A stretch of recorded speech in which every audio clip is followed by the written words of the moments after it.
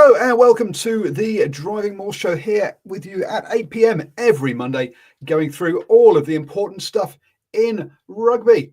Joining me to go through it all this evening, I've got Cornflake. How are you doing, sir? I'm doing good. It's good to be back. I've thought a lot about, a great way to start today's show. And I just thought, it's a great week to be a Southern Hemisphere person, isn't it? It's been a great weekend. And it just makes me think, we've been hearing so much about how Australia's just going to get destroyed next year. And it just makes me go, well, maybe Northern Hemisphere, you should think more about building your Lions squad rather than just kicking a mud hole into the Wallabies. And now the Southern Hemisphere is making them all look a bit silly. So, I'm feeling quite optimistic about the Southern Hemisphere, and it's good to see us all coming together, right? All backing each other, and when you go up against a real rival from the North, the South has come out trumps. That's my little rant to get everyone raged up for the next hour. Oh boy, there we go then. That's wow, that's a start. Yes, it was a whitewash by the Southern Hemisphere this evening with wins, or this weekend, sorry, with wins for the All Blacks, the Wallabies, the Springboks, Argentina, and also Fiji as well in there, and also the All Blacks 15. But yeah, I'm not sure if anyone were you really paying attention to that one against Georgia. No, not really. I did see a little bit of a highlights of it, but no, there's so much like top tier stuff. Not the All Blacks 15s are top tier, but I want to see the. No, it's not top tier. It's the second team, right? So therefore, it's not top tier. That's insulting to Georgia. Come on now. I would like to watch Georgia, but I'd like to watch Georgia play, Italy or real teams. Japan. Like you want the North-South Hemisphere thing. That's the teams I think Japan should be playing. Matches like that I want to see. Argentina, teams like that. That's what I'd like. But hey, good to see them getting game time, right? Because you look through the fixtures. Sorry to take the thunder out of the show, but there's been a stack of games. Like you talk about the tier 1 stuff, but we've seen, Hong Kong playing and Chile was playing, Kenya's been playing, Czech Republic, everyone's been playing this weekend. It's a smorgasbord of rugby, as they say, to be completely cliche. Well, go on. We'll just run through a few of the kind of games we won't be covering in much detail. Bristol versus the Australian 15, 10-all. That one didn't really register at all on my radar. I'll be honest. With that one, Hamish Stewart involved there. Anderson getting two tries and Stewart missing both conversions for the Wallabies in that one. The Canada versus Chile. Again, I guess Southern Hemisphere coming out on top again, 14-44 on that one. Not a big surprise there. I think Chile went into that one as Canada has got all sorts of problems going on at the moment. Spain versus Uruguay. This one a bit of a surprise. 33 to Spain, 24 to Uruguay. Uruguay, the top seeded or the top qualifying team out of the Americas for the Rugby World Cup last time round, and the beating Spain losing to Spain who didn't qualify for the Rugby World Cup. Now, admittedly, Spain got kicked out because they played illegal players or ineligible players that were bigger. So I thought a bit upset there. Portugal 17, the USA 21. The USA not at the last Rugby World Cup. Portugal were. But let's be honest, with the USA having Major League Rugby, if they don't win those sort of games, it's a bit of a concern with the World Cup going to the USA soon. In 6 years, 8 years, 7 years? So so I think that's that was a much needed result for World Rugby. I mean, Portugal's a good team. I mean, that's another one I would have thought before this. I would have gone, I think Portugal should win that game, but it's good because, like say, USA needs to start winning, and it's good to see their key guys. It's good to see they're getting minutes out there for guys like McGinty and stuff actually playing for USA and actually fulfilling those obligations. But yeah, nice to see. Portugal, I am concerned because you're my favorite tier 2 team. Probably. Moving on there, Romania 25, Tonga 15. A bit surprised by that one. Big. That's I saw that one earlier. I thought that was really surprising. The and look, and this one was I don't know. So this was 8:15 at half time. Tonga didn't score a point in the second half as Romania ran over them. Yellow cards are plenty in this one for both, mainly for Romania actually. 3 yellow cards for Romania, 1 for Tonga in there. We've then also got no. I talk about all the rest of them actually. And then Georgia, New Zealand 15, 13-31 in that one. 13-19 at half time, and then the Georgia didn't score in the second half as they pulled away.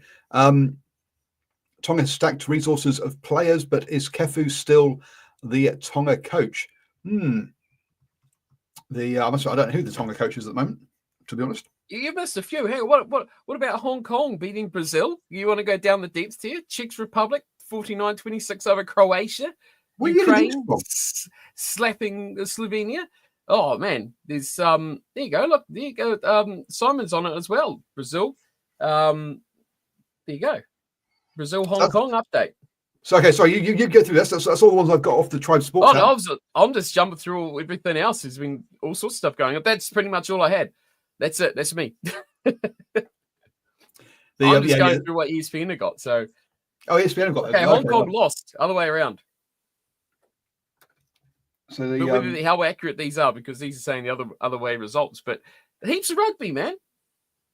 Yes, that's the problem. Is it? Yeah, look, folks. So Hong Kong 23, Brazil 10. That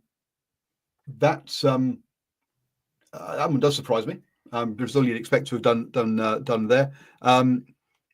The Canada Chile we talked about. Kenya 27, Uganda 25. Oh, close one. They got the score around the wrong way. Brazil actually beat Hong Kong 23-10. I was just looking up what Simon said. So yeah, they got the scoreline around the wrong way. Brazil actually won that 23-10. That's what I expect, especially after their performance against the Maori All Blacks the other year. They're heading in the right direction. Kenya 27, Uganda 25. Kenya obviously that's a decent sevens team. Czech Republic 49, Croatia 26, Ukraine 135, Slovakia 13. Wow. Clearly Ukraine getting something off their chest there. Netherlands against Zimbabwe was cancelled, unfortunately. That brings us up to date.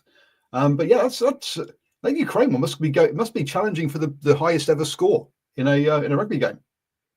I'm just reading about that matchup just to see if it was actually accurate. And the first thing I see about it off Reddit, watched Ukraine score 2 tries and turned it off, as the level of difference was like watching Japan versus New Zealand back in the 90s. So Slovakia just can't tackle. So that probably sums that game up pretty quickly there. If you, the scoreline kind of gives that away, right?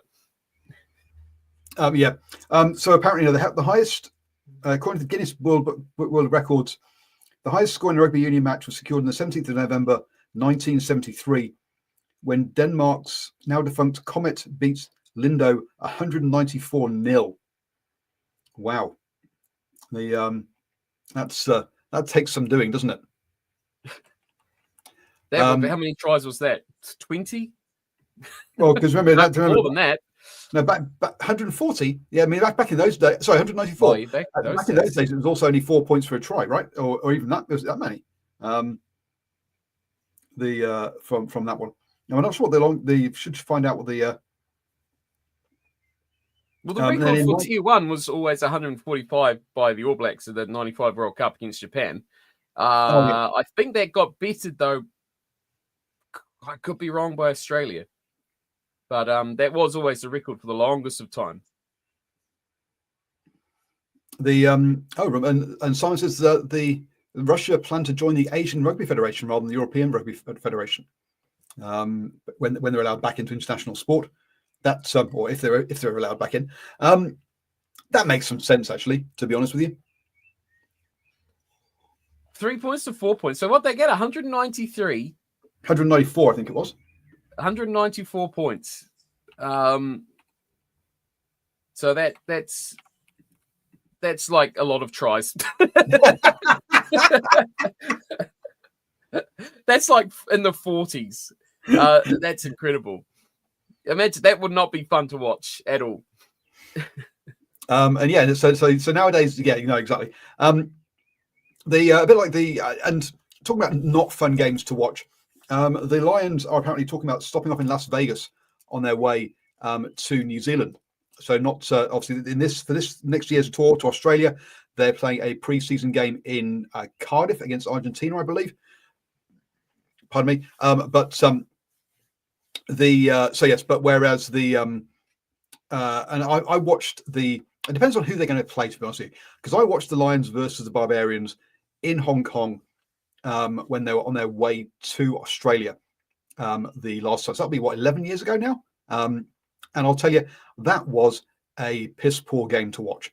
It was an absolute blowout by the Lions. Absolutely thrashed the Barbarians, and yeah, one-sided games to go watch are just not fun. Really, they get really boring really quickly.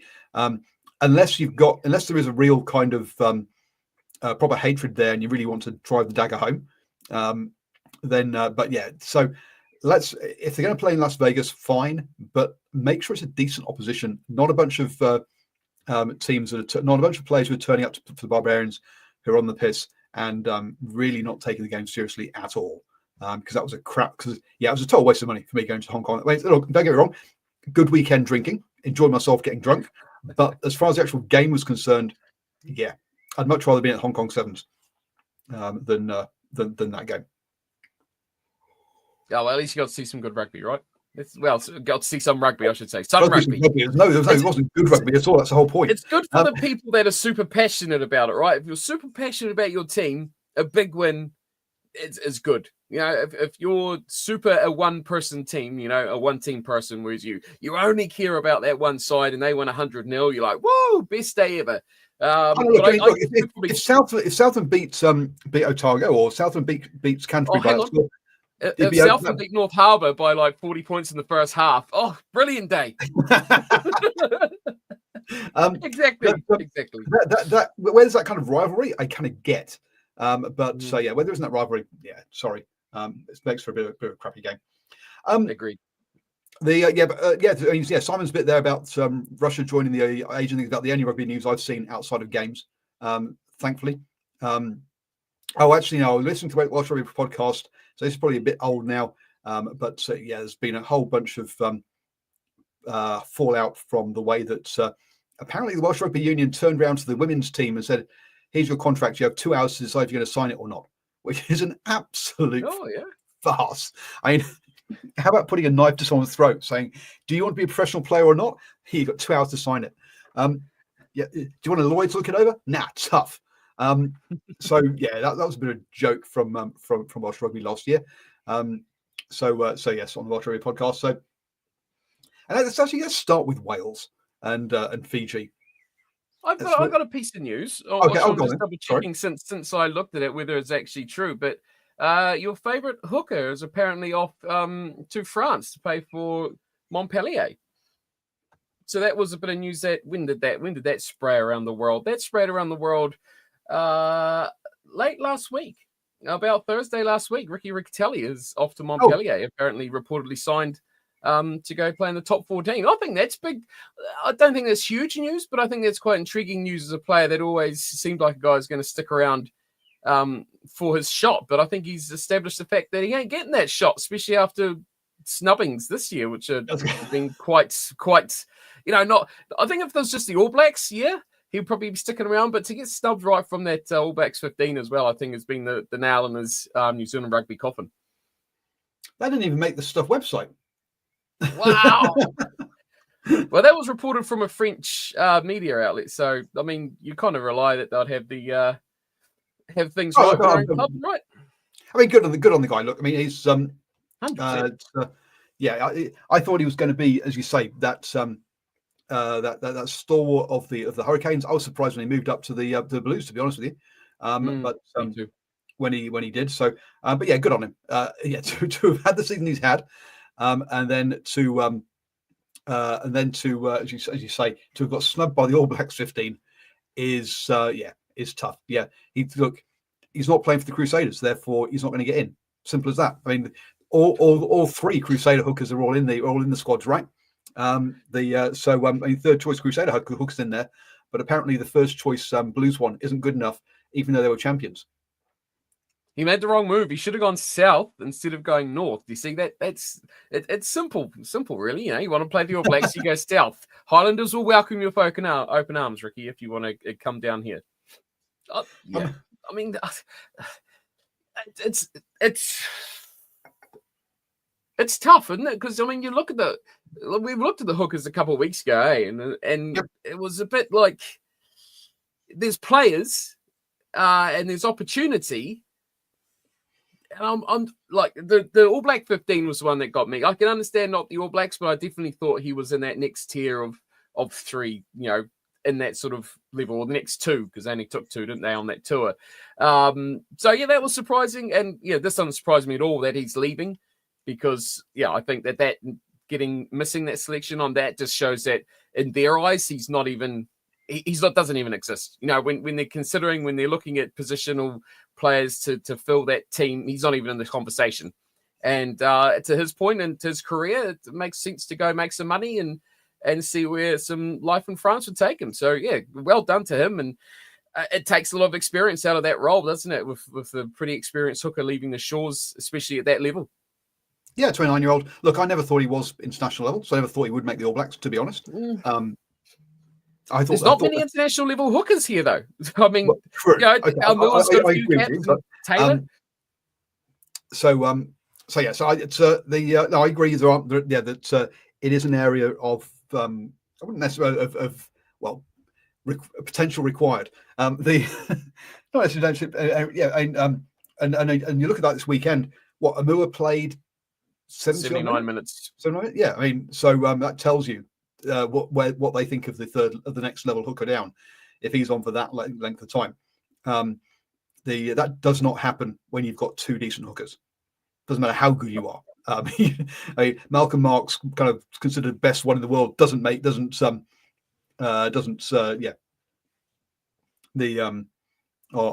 that one.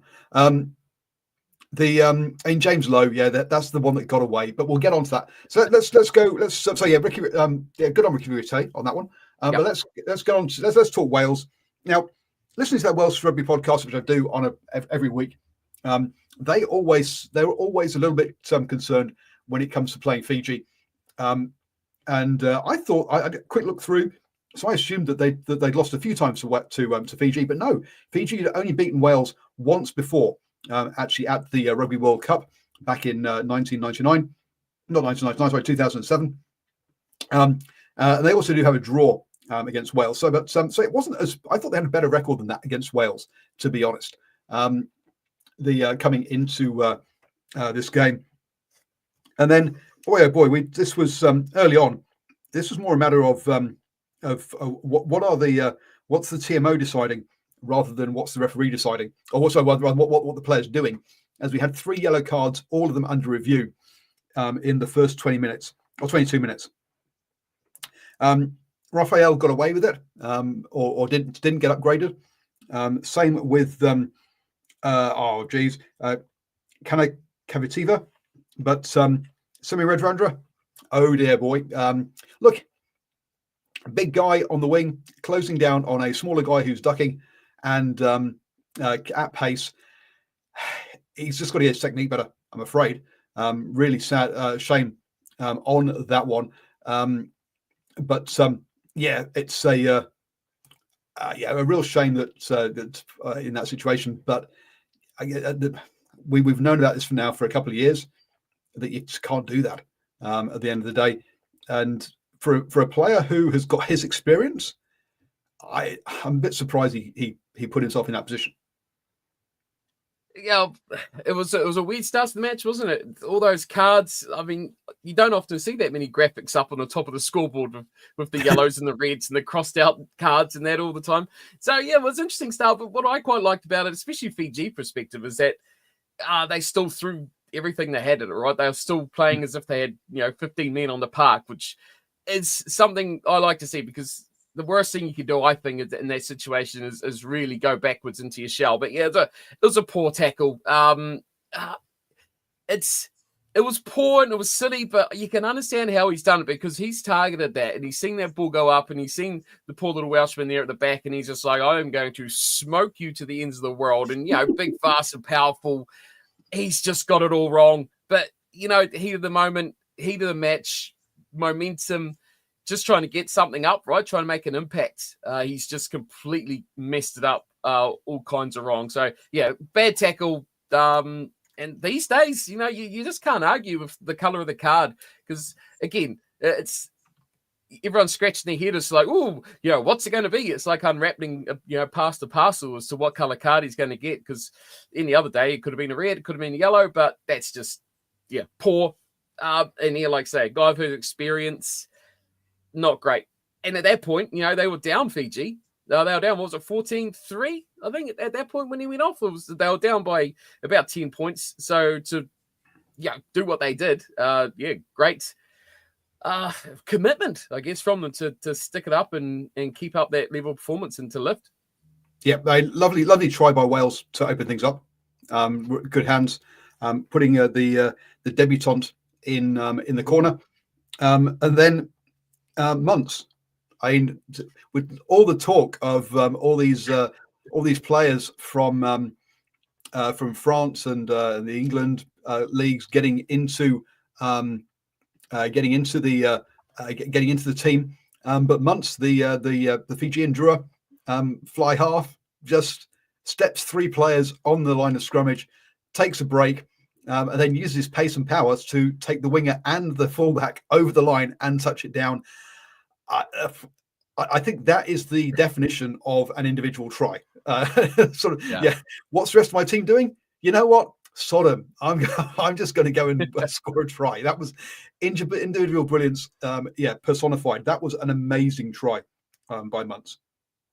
I think they need it too, Fiji, right? Not only in that match, but they need a guy to take hold of that damn number 10 jumper for a decade. Okay, please, Caleb, be that man. Just grab hold of that jersey and play good enough to make it your own. Give some solidarity to that jersey. Give some consistency to that jersey. And I think Fiji, if they get that out of a player, like, he doesn't need to be that good every single time. I mean, he had a really, really good game all around. He took the line on really well. He controlled the game pretty well. I thought it was the best game from a Fijian team for a long time. So if he can keep that up at a solid enough level, he's only going to make that team way, way better. So, yeah, great for him. And I hope he can carry that through the next minimum 12 months and pull Fiji up with him.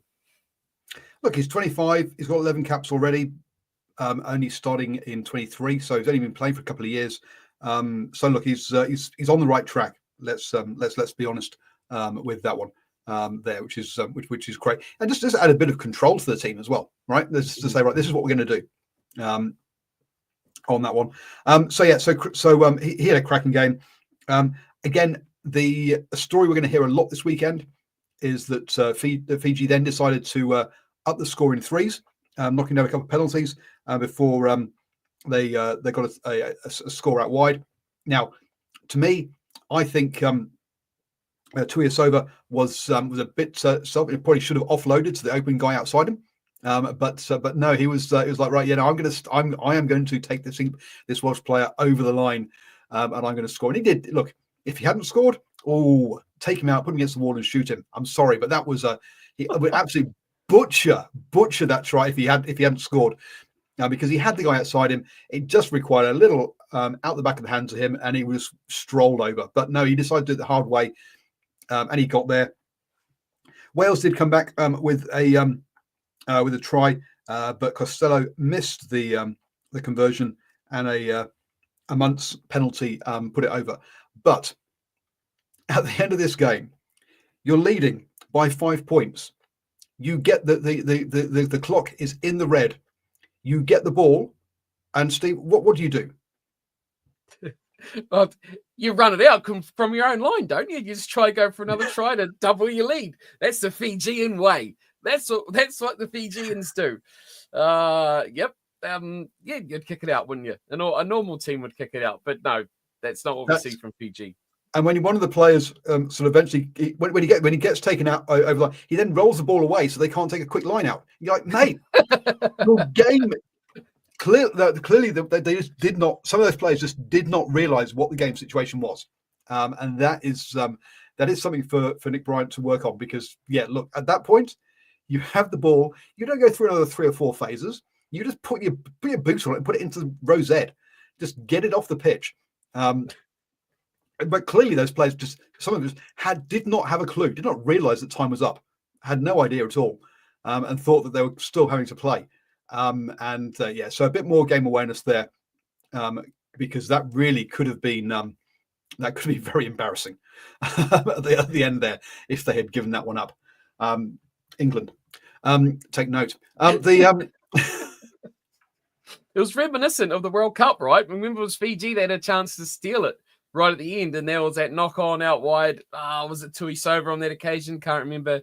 That knocked that ball on right at the end. They could have won the game against Wales at the World Cup. So, hey, flip that script upside down, and this time it was Wales who was chasing the game late and made the error. So, I guess if Fiji had it back, they probably would have swapped the World Cup win for that. But alas, on they go. And to answer Nocturnal's question about if Jack Morgan came on, he came on about just after half time, about the 46th minute or so.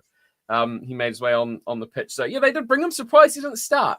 But such an influential player that he is. Coming back from injury. He is coming back from a long injury. It's pretty much since the end of the World Cup injury. Yeah, so that's why he's coming off the bench, though, is because he's coming back from injury, folks, on that one. A lot of players are coming back from long injuries, aren't they? A stack of key important players for a lot of teams are making the real international reappearance from long injuries in this series. So hopefully we get everyone nice and fit for the next few weeks, right? And everyone's good, because every game there's a lot of injury clouds over the Northern Hemisphere teams and players coming off their fairly long season or trudging through their fairly long season. So interesting how that's influenced or how that's affected their international sides at the moment. Absolutely. So anyway, that means Wales have not won a game this year. They are on their longest. They've equaled their longest ever losing streak, and that was the first time Fiji have won in Wales. So there is some serious things, some serious question marks going to be over Warren Gatland. Again, listening to that, especially when he's got Australia and South Africa coming up his next 2 games, which I'm not sure if that's the. I don't think I've got the right order, have I?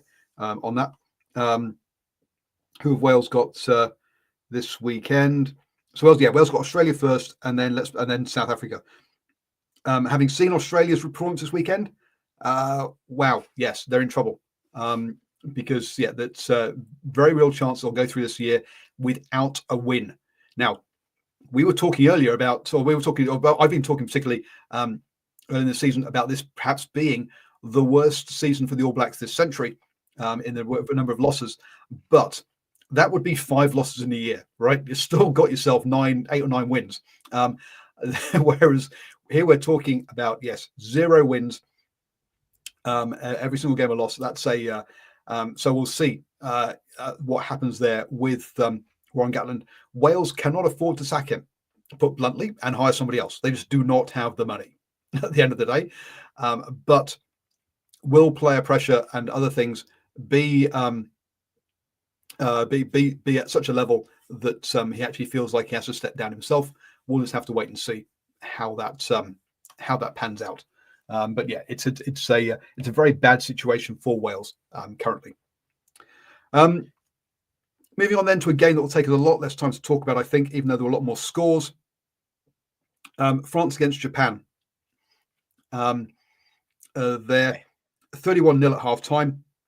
I guess my main comment is that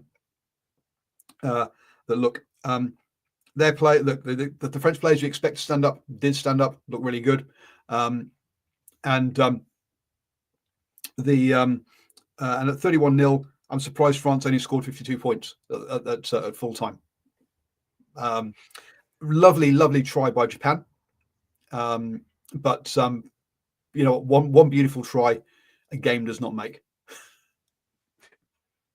Oh, this was the write-off game of the weekend for me. I mean, what surprised me the most about this game was that France went pretty all out, didn't they? They didn't really go, it's Japan. They didn't do an All Blacks, Japan, you've got no complaints here. You want full strength teams? Well, you got one full strength French team right at your face. They really went out for everyone, and so no surprise they ran a bit rampant. It would be nice to see Japan be a bit more competitive throughout that game, but yeah, tries everywhere. France look fun and exciting and very much like scoring points. So I can't wait to see them get a bit more of a bigger challenge from the teams in the rest of their tour, i.e. next weekend or this weekend. But yeah, Japan, I would like to see Japan. It's good to see them playing top teams like this. But I also want to see them, playing Italy. I think that kind of bottom of tier one sort of thing, I think that's where we could see a good game out of them as well. So yes, more of these for Japan, but also more matches where they're going to get more out of it in terms of confidence and not just getting pummeled for 80 minutes. So we'll see how they go. But yeah, good to see France throw everyone out. That's what surprised me the most about this one. And good to see them scoring tries. I think the difference here is where are the French and where are the All Blacks in their international season?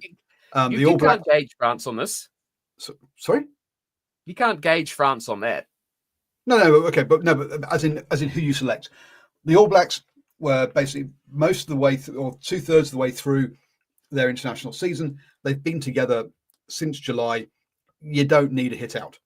France have got the All Blacks next. Haven't seen each other since the Six Nations, because they do leave a whole bunch of players behind when they go on tour in the summer. So hence that's why I think it's a full strength team. It wasn't about, I'm not judging them on this, but I think this was about, okay, how do we get rid of the rust? How do we get used to playing with each other again? Bang. And that's why you had the first choice team out there. So to my that's what I think what was going on and why the selection was different on that one. You got to remember this is France. Your first choice team is a random dart throw of 60 players, bar maybe 4 or 5 of them, right? But yeah, that's a fair comment. I like teams that actually go and give Japan, whether it's intentional or not. To me, this for Japan gets to see what they're actually, or what sort of level they're at, because quite often, if the All Blacks they chuck a half of pretty much the 15, the All Blacks 15, and a few other guys, you don't really get a gauge and you don't really get a proper match out of it. Whereas this is a bit like, hey, okay, this French team has got a bit about them, and Japan, you're a wee bit off the track. You've fallen off a wee bit, Eddie. Yeah, after these last 2 weeks or the last 2 results for Japan, and you think let's include them in the Rugby Championship. Argentina were in a better place when they entered the Rugby Championship, and look how long it took them to find their feet. So yeah, the long term, is it the right thing to do? Absolutely. Will they get some shellackings? Totes. Absolutely. So yeah, not much more from that one really. Not to the right things. That was a 2/3 first choice French team. Well, we'll see who gets selected next week against the All Blacks, won't we? Because that will be a first choice team. let's be honest. I think so. Like, you look at that team and you probably say Malvaka, maybe the second row, possibly Aldrit and Cross would probably go into your team. Dupont, would Ramos go back to 15? Belly will probably start on a wing, but the rest of that back line, probably not. Mofana will probably be off the bench. That's just what I'm looking at from that French team. I'd say, yeah, you're probably right. Yeah, half or a shade over half will probably feature in the starting lineup next week. So we'll see. We'll see with that one. When the teams do get named. Do I rip the Band-Aid off? No. Scotland, South Africa. Actually, no. Let's go. No, we'll go. It's Italy, Argentina first. Actually, on this one, I'll be honest. I had some positivity going into this that Italy we're in with a bit of shout. Boy, no, I was told I was shown up to be totally wrong on this one. Absolutely. Look, in the first half, 10-17, it was relatively close in there. But boy, oh boy, Argentina really did show their class in the second half, putting this one away, showing that fitness, strength off the bench, totally dominated this.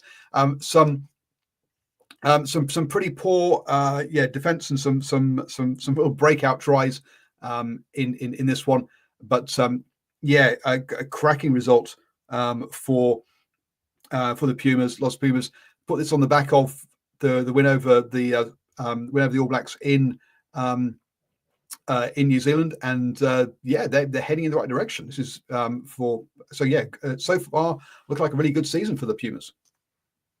This game was weird. I mean, watching this game, I felt like the video I was watching had been put on, 3/4 speed. It just seemed to be running at a pace which was, not what you'd be used to at this sort of level. On the Italian side of things, I thought they weren't in the game. They didn't look like they were giving that full 100% commitment. There was a lot of looking around at other players, especially in that first 20, 30 minutes. That early runaway try that the Argentinians got, where they were thinking there was going to be a stoppage and a penalty. Things like that. The Italians just didn't seem to be 100% committed in that game, which kind of surprised me. The Pumas took good toll, though. They're talented. We know what they're like, right? When they get their backs up, when they get a bit of confidence, they go. And they got that really early on. And I don't think, the more that game went on, the more the heads drops for the Italians, the more the Pumas took over, and they just had fun with it. They really went all out with that team. And they're classy. They are just really, really classy. I think a lot of those guys who have been in and around that team are actually going from, okay, this guy's a good player at this level, to, okay, this guy's got a bit of X factor. Juan Cruz Melia, a guy I think really stood out in that game. He made a number of breaks in that side. Lucio Cinti, I think, is just going from strength to strength as well. And like Nocturnal's already mentioned in the Albanos, it seems to be really growing into that number 10 jumper as well. So we already know what their pack does. And this is a game I just felt they just got more and more in love with it, and they enjoyed themselves. They're having fun. And the Italians I don't think they're mentally at the office for this one, which is really bizarre, because there's a lot of players I expected a lot more out, just had shockers. Gabisi, not a good game from him. They just weren't in the game with their forwards either. It was just average, which was a bit of a shame. Just the commitment wasn't there. The mental fortitude wasn't there from the Italians, and they got blitzed. The Pumas are not a team you can just sleep on now. They are going to punish you. Yeah, I think the stats aren't the same game as I was watching. Things like Italy, 7 line breaks, Pumas 9 line breaks. Really? Didn't feel that, no. Didn't feel close like that to me. Admittedly, things like that, just turnovers were equal. The tackling, again, sort of missed tackles were pretty similar. It did not. Looking at the stats, okay, apart from the fact that the Pumas had more possession, but the Italy apparently had slightly more territory. So to me, again, carries 32-30. Apparently, Italy had more carries than the Pumas. So to me, the stats shows the Pumas were effective with what they did. Italy weren't. I think is kind of what you can really take from that. As you say, asleep. When someone passes the ball and it falls in the grass, do you stand by and just stop, or do you actually wait till it goes out of play? Okay, you thought it was going to bounce out of play, it didn't, and then and Liner coming across, he had no hope. Let's be honest. At least look, there's a player that he was there to play, right? He did try, but when you're left with that much open space with a guy with the feet, you've not got a hope. That's exactly what I was meaning, though, right? I mean, how about I'll step the guy. I'm just going to walk in now, and he's so nearly got stripped from behind. That would be so funny. Now that you've nailed exactly what I was meaning by that as well. It's just things like line breaks. I guess the stat fairly close because a lot of Argentinian busts come from, like you say, passes or knock-ons or loose balls. They were like, oh no, what are we going to do? They've picked it up and they've shot away with it. That's the kind of opportunities where I felt like they weren't, you see teams desperate after a knock-on to just dive on the ball and kill it, right? Just to say, like, we're not giving you this broken chance. The Italians didn't have that that determination to do that. I agree. I was going to mention, I thought Louis Liner was probably the only man that really was chasing back on breaks, was running across the field like a crazy man trying to make a tackle. And yeah, he got made to look stupid on a number of occasions because he was the only guy that seemed to be giving that little bit extra effort, which that's what really disappointed me about the Italian performance. I just felt like they weren't that committed.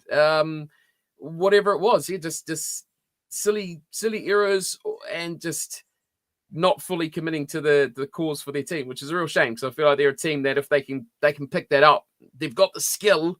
They just need to apply themselves, and they can certainly be up there with a really, really good team. So yeah, it's a shame, but hey, that's what the Pumas have become. That's what they are now. They are a team that if you are a bit lackluster like that, and like we saw it against the All Blacks, you can't rely on them to just make errors now. They're a top tier nation, and if you give them silly mistakes and silly opportunities and errors to feed off, they're gonna feed.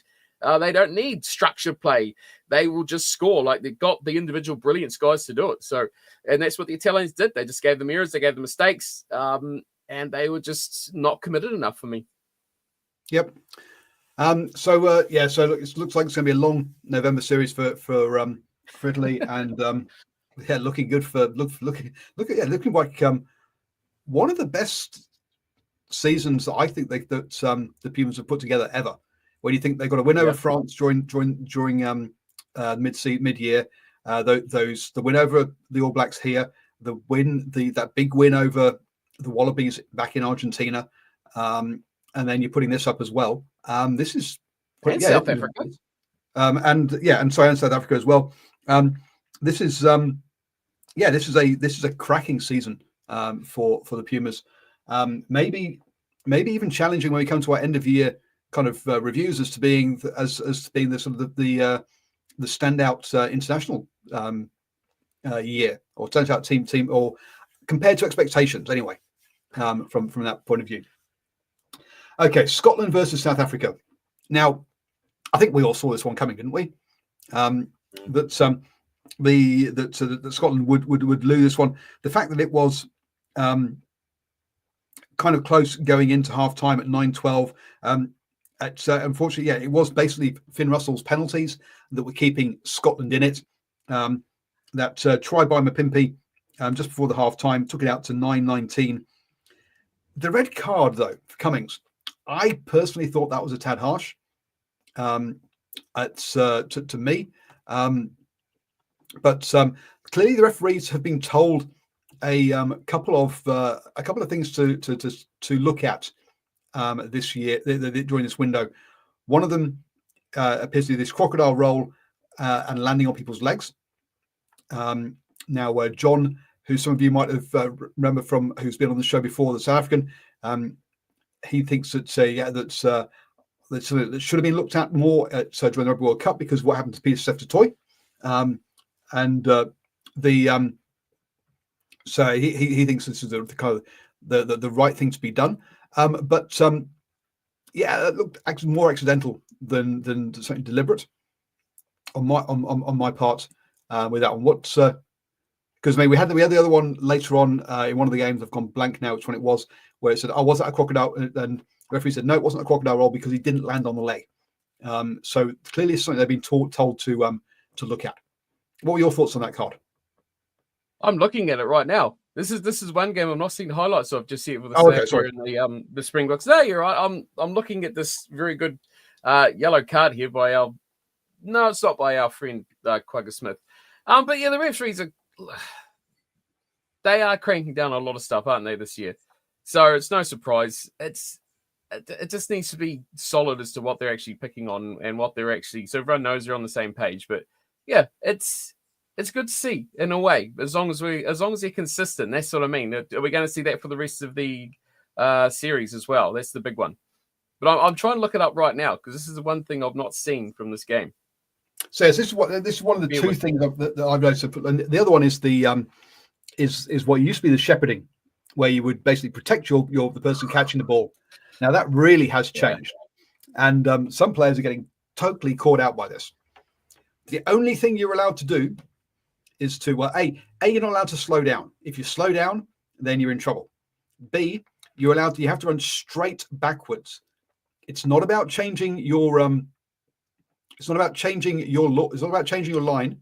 If you are not running directly backwards and you're running at an angle, you're opening yourself up to blocking as well. So so those two things: A, you can't slow down, and B, you can't run across the line to basically run across in front of the player that's catching the ball. So if you do either of those two things, you're basically opening yourself up to a penalty.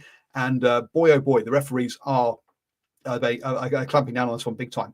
And I've got no problem with that because blocking is American football. Blocking is not rugby. Okay. I know this kind of thing. Oh, but they're not in an offside position, so the other players just get round them. Yeah, okay, but you know what they're doing. They are blocking. So to me, I don't have any problem with that one. As long as you don't to me there was one, and in the England game where a certain player who I thought was going to come into this game and have basically struggle, but he came in and had a cracking game in the 13 jersey for Australia. But there was one of the restarts. He jumped up and to me didn't really challenge the ball. He more jumped into the player. See, I think we need to protect against that. And look, at happening once, or me spotting it once over this weekend's worth of games, isn't a problem, right? That's a one-off thing. Some calls get missed, but as long as the catcher is protected from that kind of jump, then I think allowing the competition is a good thing. Yeah, I think allowing competition is a good thing, and saying that they should be trying to promote that's the way that the high ball chase goes in, right? But yeah, it's hard when you've got to make sure that you go back to the safety sort of thing, right? And making sure everyone's on the same page as to what is actually happening when that goes down. So yeah, if they can keep it under the same sort of consistency of that and make sure that they're ruling it the same for every single game, that's a problem. You speak about the obstruction rule, and I've watched a few of the games from the weekend, and I didn't notice it in other games as many as I did in some games. So again, it comes down to your referee, doesn't it, and how they interpret how that law is going to be ruled. But I did see a lot of high ball clashes that were just like, hey, fair game. Bang, crash, wallop, they land on the floor. It's rugby, man. It's a contact sport after all. So yeah, you've got to play to your referee, don't you? That's really what it's all about. Yeah, there is. Yeah, absolutely. It's and don't complain about it, fans, please, because that part of playing rugby is adapting to the referee. Because if you're going to have so many laws that are interpretational and someone's opinion, then you've just got to accept that. Otherwise, you just spend your whole life just moaning about referees, which some people like to do. I'm not for me, I'm afraid. Look, they've moved on from those things, right? You watch a game and you see so many things that you can just rage about, and you can twist the game in any way you like to a missed call or a bad call. To me, unless it's like really obvious, just move on, because it goes both ways. You're going to get some that go for you, you're going to get some that go against you. And I mean, you always get that. As much as you hate to admit it, and people will hate to admit it, you get that home ground bias, because if you've got a good crowd, and let's be honest, the Northern Hemispheres, they do crowds way better than we do them down here, and they influence judgment of referees. They're human, man. And if you hear something happen and all you hear around you is 30, 40,000 people roaring at the top of their lungs with outrage, you're going to get your interest tweaked just a little bit, aren't you? So, hey, it's sport, man. That's what's great about live sport, and that's what's better about being at an event than just watching on TV. That's for me. And as you can see, Steve is used to watching going to games in New Zealand and not the 80,000 you get at Twickenham.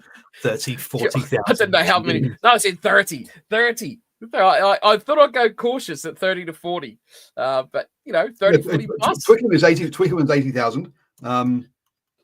What's Aviva? No, Twickenham doesn't exist anymore. No, aliens. Come on. Murrayfield is 67,000. It's not called the Millennium Stadium anymore, is it? Well, we recognise it. It's called the Principality Stadium. We go. Principality Stadium is at. There you go. They're 74,000 or 73,931. So yeah. But look, I mean, the one thing I found, Aviva's 52 to 50 apparently, according to the guys in the live chat. Thank you, Craig and Simon. Looking at the, but yeah, I think I probably did a video about this about 10 years ago when I moved to New Zealand. Was how crowds here are so different to crowds in the Northern Hemisphere. There is no singing, right? The only chanting you get here, and when I say singing, chanting, the only chanting you get here, I've come across it twice. Once is at All Blacks games where they put up All Blacks in words on the screen to tell the crowd to shout, and the other one is when I went down to Palmerston North to sit next to the Bucketheads, and they actually do make a little bit of noise, all 20 of them. Things along the lines of "you're blind, you're deaf, you want to be a ref," and things like that. That kind of thing, a bit of fun, right? Adds something to the crowd. But the rest of New Zealand crowds, in all honesty, quiet, and very poor in the atmosphere. This is something that I think that particularly the Moana Pacifica have really missed an opportunity. Is to bring in a choir and get singing those Pacific songs, because let's be honest, Pacifica culture has got lots of singing in it. They do enjoy singing. So bring in get a section of the crowd where you pay for or you give people free tickets if they'll be part of the part of that, and then get that singing going, and everyone else will join in. As long when they tried to combat, I just loved the last Lions tour. They tried to combat the Lions singing with that. It was a Maori song that I don't know very well because I'm English, and they got the singing policeman guy to sing it, and I'm like, you're not going to get crowds to sing that. The only time I've seen them sing it is when you've had at the end of a women's game, is one of the women players singing it into a microphone and the whole crowd joined up. Otherwise, they're just not there in that. Crowds are not allowed to create their own culture. New Zealand rugby killed it 20 years. Okay. That one. So yeah, so just league, Craig says league crowds are raucous. A bit more noisy, but I don't think they have the same culture down here of singing and chanting that you have from Europe and at football games and at rugby. And so forth. That's why you travel. That's why you get away. Why you leave this place. Go to the atmosphere buildings. That's what it's all about for me. That's what I love. Atmosphere, the passion. That's what makes sport amazing. I don't really care what's going on. Okay, I care what's going on the field, right? But to be in a stadium with 60, 50, 70, 80, 90, whatever thousand people singing, chanting, as much as you hate old Swing Low, Sweet Chariot ringing out through Allianz Stadium, it's still to be sitting in that atmosphere. And I remember, I've probably told the story a million times already on this channel, but just watching Ireland at the World Cup in 2011, when I was very young, and went out to Dunedin to watch Ireland versus Italy, I think it was, out at Forsyth Bar. And that was really like one of the first real overseas they brought it here, right? But to hear an overseas sort of crowd full of Irish people singing Ireland's call at the start of the match in a national anthem, I was just like, wow, Inject that in my veins. Give me more. That was just like huge. And that's what's amazing. That's what I just want to see more of that. So yeah, they do it so much better. We're terrible, absolutely terrible here. So yeah, putting things over the tannoy is not the same as having people actually singing it out loud. For that one, Nocturnal Rights was there in 2011 as well. It was the same game by the sounds of things. So that's kind of cool. So Scotland kept it in touch for the first hour through the boot of Finn Russell. He kicks all their points in this game. They didn't score a try. Sure, it's 15-19 at the hour mark, or just after the hour mark. But if you're not scoring tries and it's all off the boot, I don't think they ever looked like really winning this one. And then South Africa pulled away with two late tries. That's right, with a late try and the boot of Pollard there to win 15-32. As we saw at the Rugby World Cup, Scotland are a decent side, but they're not a top 4 side in the world. The big thing from this game was the king, Marcus Mapimpi, just climbs higher and higher. What is he now? 4th or 5th, I think, on the all-time leading try scorers for South Africa. He's jumped up another spot, and he's played way less matches than everyone else. I saw a little thing on it this afternoon. So yeah, a legend, the king. He's my king of rugby, Marcus Mapimpi. What a man! You put him out on the field, and he's going to score your tries, and that's just what he does. So phenomenal player. I think one of underrated probably when you talk about all-time South African wingers. When you've got the Habanas of the worlds and even the Colbys and that have a much higher regard than Mapimpi does. But I think he's severely underrated and an absolute quality guy. So 46 caps for him and 32 tries, puts him third equal with Jacques Ferrou, who had 72 caps for the same number of tries. The two people ahead of him are absolute legends. Brian Habana, 67 tries of 124 caps, and Jos van der Westhuizen, 38 tries off 89 caps. So he is in rarefied territory. For a number 9, Jos van der Westhuizen, number 2. Jeez, that's crazy for a number 9 to score that many tries. What a legend. Absolute legend. Oh, yeah, as I say, yeah, they are. Mapimpi is not a legend. Those two are. No, and he's right up there though. Like he's going to get there. How old is he? Has he cracked the 30s? He surely has, right? He'll be in his early 30s by now. Well, he's 34. He's getting towards the end of his career. But one of the things we saw in this game, and we saw it in a few games where we saw the All Blacks doing it as well, is the kick pass. Right? We definitely had the kick pass was prevalent this weekend across many games in this one. In this weekend. So I think we are seeing it more. It was amusing in one of the games. I think it was the Italy Argentina game where there was a kick pass, and I heard the commentator going, "That was forward." I'm like, "Yes," and it was also a kick. You're allowed to kick the ball forward, but it's like that was way forward. It's like, yes, it was, but he kicked it across the field. That wasn't a pass over the heads of 7 players to get there. So it's the kick pass is alive and well, and one of the great tries in this one actually when Leroux did the kick pass. Mapimpi is only just past Leroux, and Leroux kicks to space, knowing that Mapimpi will run into that space and collect it. There is no way a defensive structure Scott is going to defend against that, because you defend where the players are, and that was a cracking try from Mapimpi's second. Did you get 2 in this one? Was his second, wasn't it?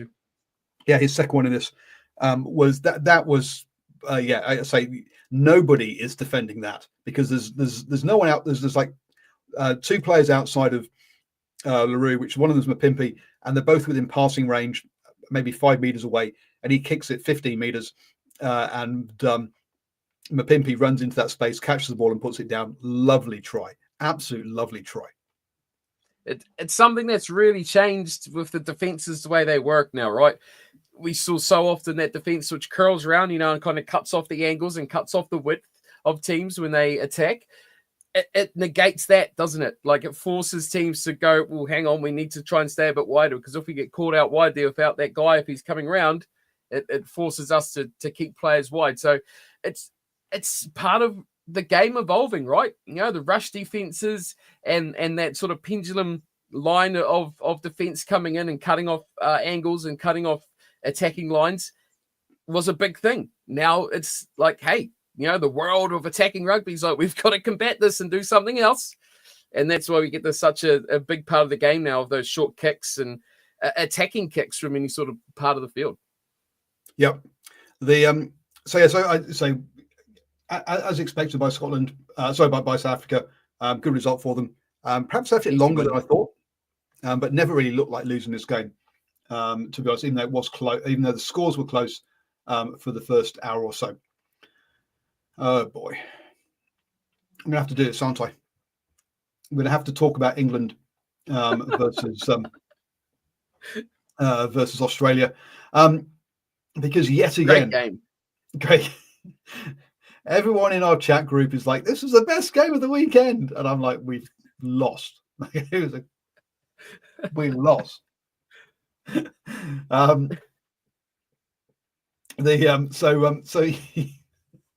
Yes, it might have been the best game of the weekend, but even so, Cunningham South really came of age in this game as well. It had a cracking game to me. Picking up 2 tries early on was massive around the pitch, and for a lock, put in a lot of work in this, or a lot of visible work in this in this game, to see England jump out to a 15-3 lead. Now, what do teams want to do?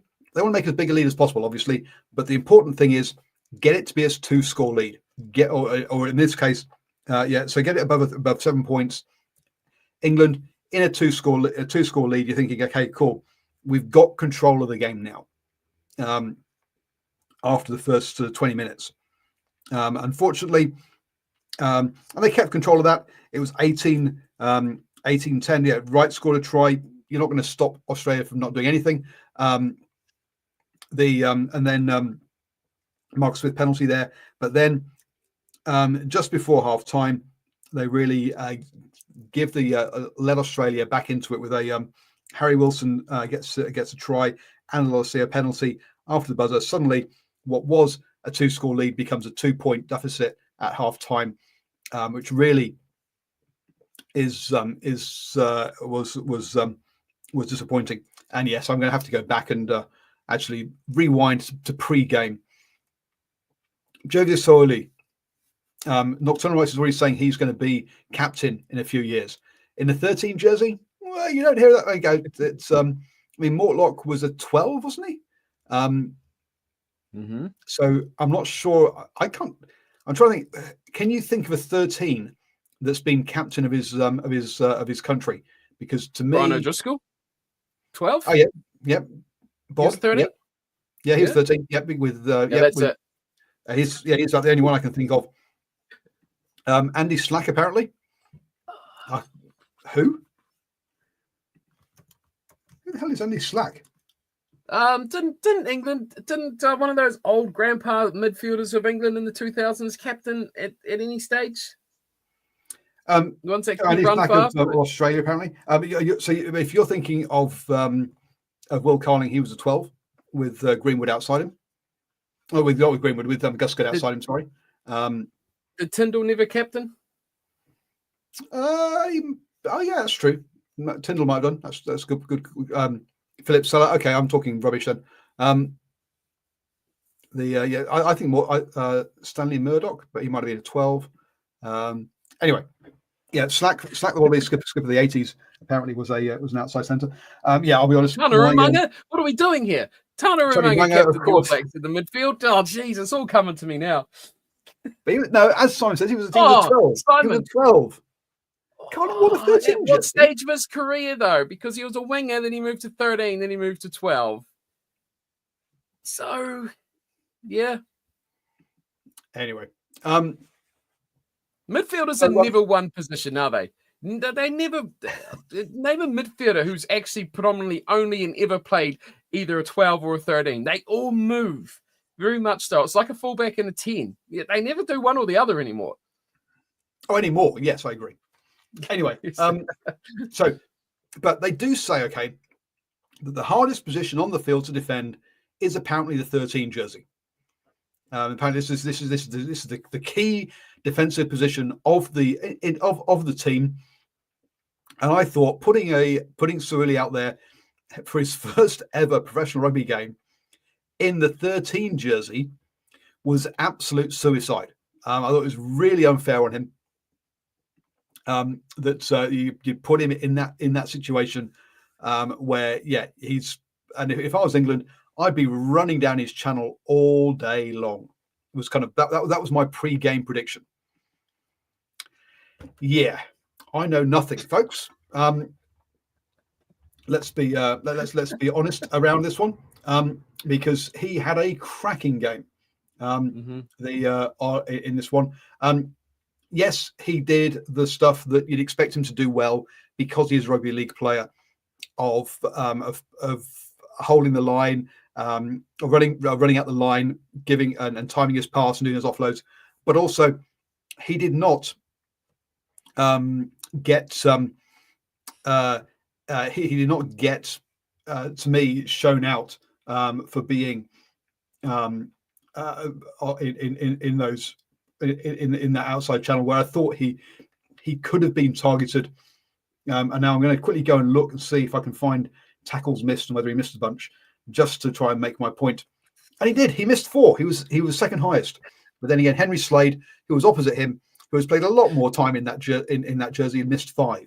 So he was amongst good company from that point of view. But yeah, he had the highest missed tackles for an Australian player. But with Tom Wright on 3, Andrew Kellaway also on 3, and Nick Frost on 3. So his Wright and Kellaway, his outside backs with him also on that one. But he had a cracking game for his first ever professional game. When you think about how did Samuel Williams go about it? Well, he went and played 2 years at Toulon, then came back to New Zealand and was still considered a total rookie to play, and played NPC before playing Super Rugby, before then playing for the All Blacks. Suili, they've gone, thunk, here's all the cash for you. You're playing straight away. Which I just, well done to him, because I was a big doubter on this one. What were your thoughts pre-game? I thought it's a very tall ask, isn't it? It's a very, very, very almost Mission Impossible sort of thing to just come into that sort of level, and to see the big man that was up against him running towards him as well. I feel like they did flood him quite a lot, but I thought they looked to go over him and like burst through him with again that short kicking game, and try, I guess, to test him on turning and chasing, which I mean isn't something that you would consider to be out of his ballpark coming from that league background as well.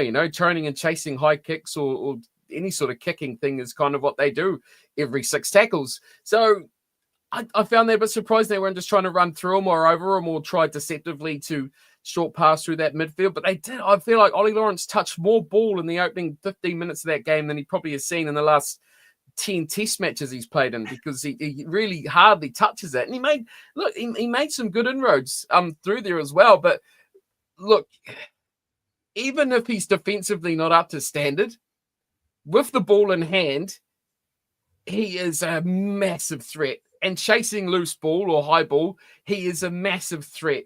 And, as much as you hate to say it or even say his name, but when you saw those kickoffs go up and you saw his big Langley body go up and slapping it back, you say, hello, Israel Folau's back, because it's exactly what he did, chasing those kickoffs to get the ball back on the side of the Wallabies. But yeah, his ball handling skills, phenomenal.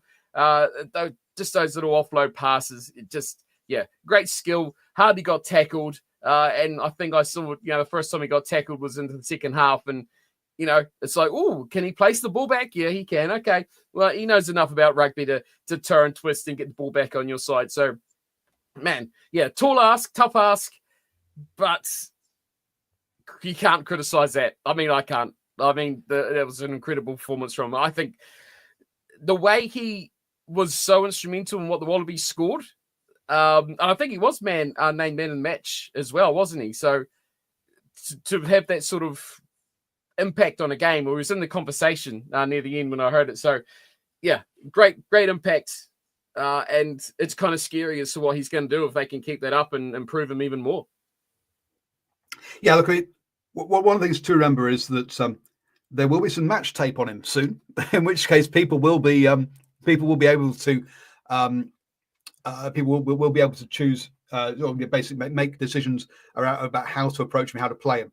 So at the moment there is zero match tape, so you've got no idea. There's not really you don't really know what he's going to do. Sure, look at 6'5", and yeah, he is, yeah, as you say, aerially he's very good on that piece.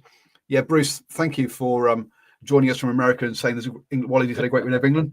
You know how to make friends like with people early on.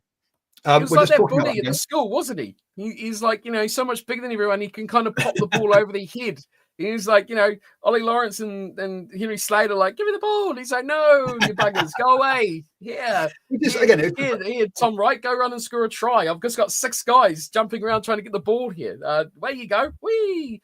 No, look, great. I want to see what he does. Back it up next week, right? That's only as good as his last matchup. So if he can keep that sort of impact up, it will be really, really exciting to see. He's a massive lad. Let's see how he goes. It's exciting. And would you say money well spent? Who did they lose? Who cares?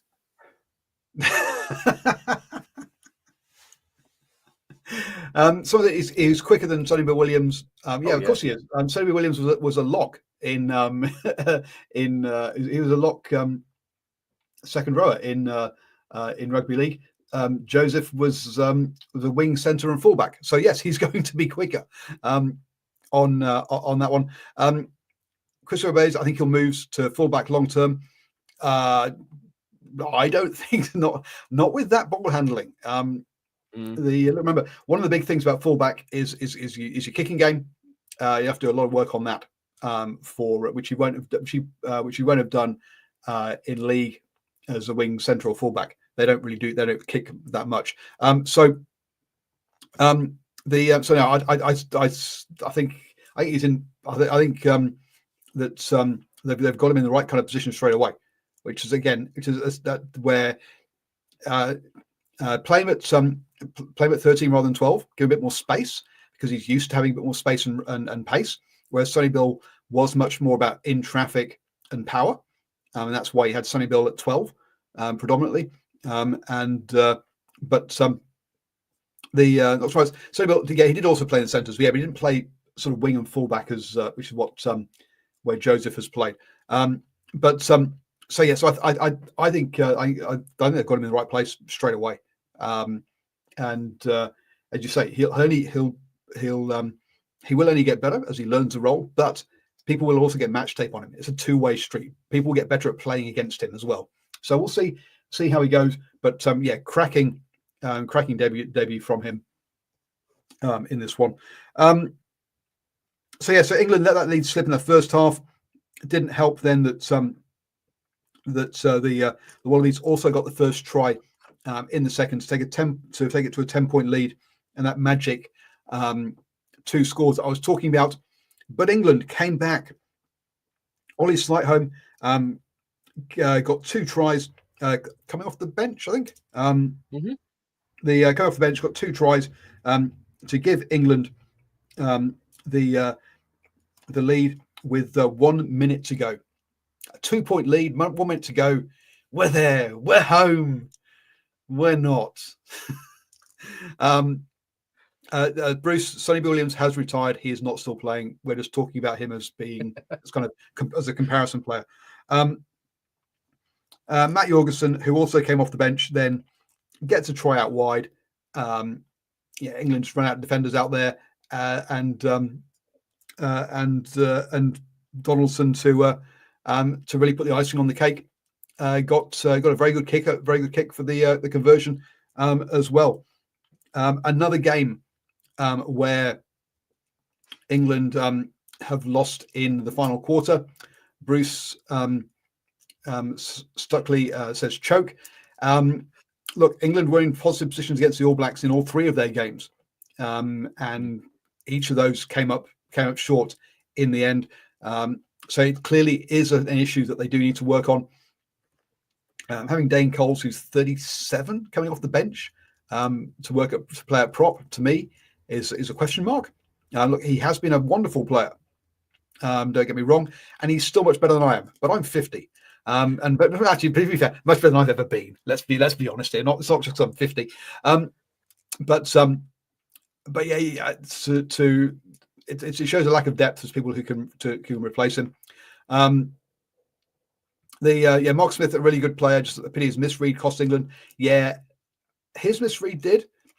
Because he came in, he cut in, but then again, he's a 10 being asked to play 15, who in the last minute of the game is defending out on the wing. It's not necessarily where he should be, and yes, he bit in, but we saw England bite in for 2 of the New Zealand tries as well. So it's becoming not so much an individual player issue, but a system issue for the England team, as to are they getting told that your role is are they being told to bite in and to try and trap the ball and failing to do so.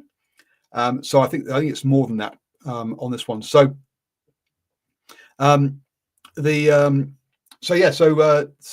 isn't an individual issue on Marcus Smith.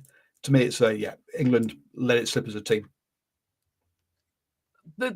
The wide defenders, I found Northern Hemisphere teams quite like to do that overcommitting on that second last defender, don't they? I noticed a lot of the Northern Hemisphere sides in these matches over the weekend typically conceded a lot of their tries out wide on similar sort of ways of defending it. They're just not holding on that last player.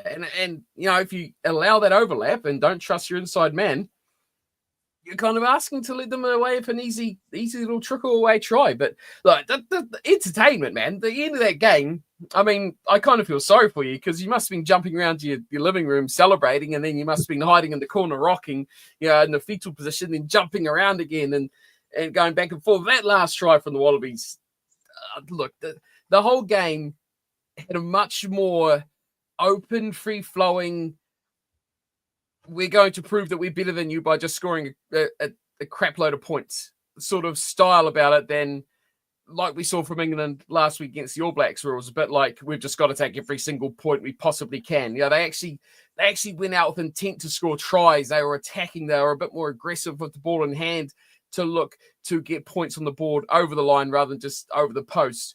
But yeah, the Wallabies, credit to them, they really took their chance as well. And I think they scored some really, really good tries. Good breaks. I thought off the bench, Tate McDermott was really impactful. He come on for Jake Gordon when he had blood pouring out of holes that he didn't even realize he had on your face at one point. And he had to go off. So McDermott was really good off the bench. I thought he really brought a lot of spark. And I just think Ben Donaldson, man, of a player that Ben Donaldson was a few years ago, where you just go, man, he's not a fullback. He's not a 10. He's just kind of a nothing. He's just a rugby player that you can plug a hole with. Now he's the kind of guy that likes to, he's got faster somehow. I don't know how you get faster, but he seems to have got faster. He's got a lot more attacking. He seems to have found his little niche spot of how he plays the game. And it's very different to how every other 10 or 15 plays the game. So I think he's really developed incredibly in the last couple of years through the Wallabies system. So really good to see him coming out and just them attacking, like just having that continuity in that last play, just to be like, find the right guy. And that's what it was all about when you saw forwards and front rows out there going, I'm not the right guy in this situation. We've got to find someone to do something, and supporting each other, really team sort of effort. It was a really entertaining end. It's kind of one of those ones where it's sad a team had to lose because they both played really, really well in passages. But man, the Wallabies, you would have never thought they'd be in that game, let alone winning it at the end. So great effort from them. I think they deserved it. They really did. And Andrew Callaway is another man I want to give a little bit of a props to, because I've been pretty critical of him this year, and I thought he had a pretty, not a great game, but he played a lot better. Back to that thing where it's like, there he is again. Where's he come from? He's got 14 on his back. Why is he here on the left-hand side of the field? Why is he in the middle of the park? Back to that Callaway where he's got that ability to just be in the right place at the right time, and we've seen a bit more from him.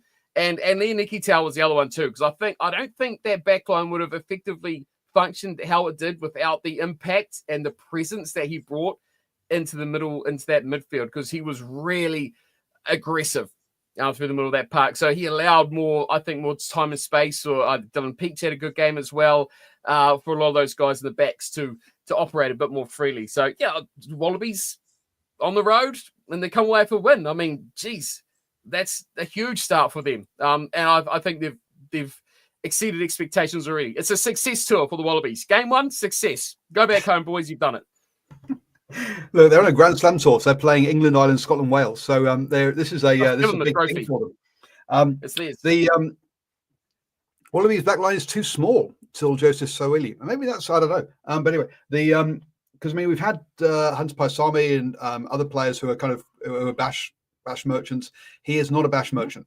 Let's be clear. As you say, he didn't take contact for the first half. He took the ball, committed the player, and then put someone else in space or gave it to someone else. That was what he was doing, and that's a rugby league thing. The players, though, that's the big thing. He committed 2 guys because he would hit space, and because those players, England's so bad at committing 2 players to oh crap, he's getting away from that guy inside me. I've got to help out. That's what made him so effective. And then it's like, boop, there's the ball. Hello, you're a man short. So it's not about his size per se. It's about rugby now and all that kind of piece. Bruce, they just wanted it more. Sorry, no, I disagree with that. This concept of teams wanting it now, with the exception of Italy, who just for some reason didn't want to play. None of the teams who won or lost wanted it more than the opposition this weekend. All of them want it a lot. They just fail for some other reason. It's not about want, and I think it's really harsh putting onto professional players who are putting their bodies on the line here to say they don't want it. These guys are hyper. So to get to this level, you have to be hyper competitive. You have to want it. So no, this didn't come down to want. This just came down to execution. At the end there, the Wallabies did it, and England didn't. So yes, most entertaining game because again, why? Because the lead kept switching. You didn't know who was going to win in that second half, right? England took a 2-score lead, then they lost it. Then they gave up the lead in the second. Then Australia at half time. Australia then put on a 2-score lead. England came back and took the lead again, and then Australia went on to win it. That kind of game, is exciting.